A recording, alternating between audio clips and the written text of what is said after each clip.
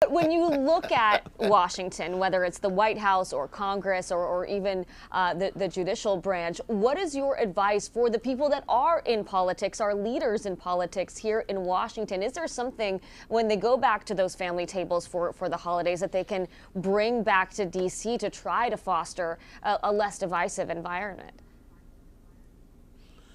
Well, I think one, we just have to recommit ourselves in a serious way to integrity. One of the things I love about Brother Robbie is he says what he means what he says. He doesn't pose, he doesn't posture, he's not fake, he's not phony. There's nothing fraudulent about it. When he says something, he means it. Whereas, of course, most politicians these days, they got to check and see what the polls say before they give us a sense of what their opinions are. You can't trust them. They don't have integrity. They're tied to money. They're tied to their next election. And so you end up with a lack of character. Herodotus and Ralph Waldo Emerson said character is destiny. What they meant was character is that which endures, the constancy that the great Jane Austen talks about in her novels. How do you hold on to who you are as you grow, as you develop? And it's hard to find politicians like that in both parties. And not just both, but parties across the board. We got more than two in the country. We got to keep that in mind. Robert, your advice for your friends here in D.C.? Well, again, I have to say amen to what Brother Cornel just said. At the end of the day, it's a matter of character. It's a matter of integrity. It's a matter of doing to the best of your lights, and we're all fallible. We all get some things wrong, doing what's right. And one thing that is right is treating other people with dignity and respect, even if we disagree with them.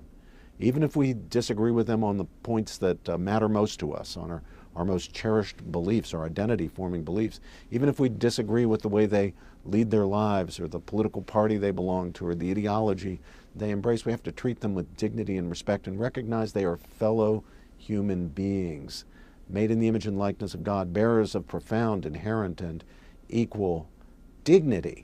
When we forget that, we can quickly demonize each other, and there's so much of that going on in our politics today.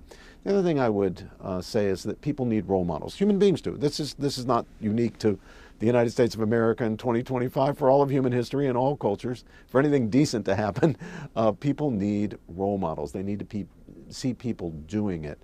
We need more people like, for example, two former late, alas no longer with us, Supreme Court justices, Ruth Bader Ginsburg and Antonin Scalia. Now, both of these justices were people of profound conviction. Ruth Bader Ginsburg had views. Antonin Scalia had views. They weren't shy about saying what those views were. They were willing to stand up and speak out and fight for what they believed in. And so often what they believed in put them at odds with each other politically and constitutionally and legally. And yet they could be dear, beloved friends, treating each other with respect, learning from each other, engaging each other in productive ways when they disagreed. We need more of that. I can think of other examples. You can think of Ronald Reagan and Tip O'Neill. Here are a couple of guys who were on opposite sides of the political fence.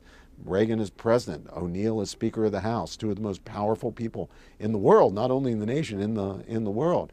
But despite their differences, which they could fight over very aggressively, they respected each other, they honored each other, they befriended each other, they were good friends. There's no reason, even across the lines of ideological division, that people cannot respect and even love each other. And that's so important in families where there are disagreements. To love each other, respect each other, honor each other as bearers of inherent and equal dignity.